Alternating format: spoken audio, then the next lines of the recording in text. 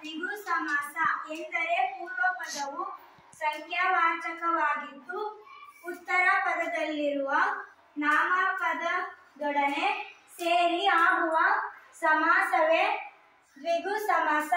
ಉದಾಹರಣೆ: 2 ಪ್ಲಸ್ ಮಡಿ ಹಿಮ್ಮಡಿ.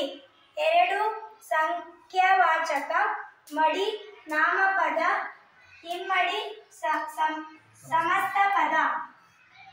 3 ಪ್ಲಸ್ ಮಡಿ ಮುಮ್ಮಡಿ. 4 ಪ್ಲಸ್ ವಡಿ ನಾಲ್ವಡಿ. 2 ಪ್ಲಸ್ ಮಾತು ಇಮ್ಮಾತು. 2 ಪ್ಲಸ್ ಕೆಲ ಇಕ್ಕೆಲ. 10 ಪ್ಲಸ್ ಮುಖ ದಶಮುಖ. 5 ಪ್ಲಸ್ ಇಂದ್ರಿಯ ಪಂಚೇಂದ್ರಿಯ.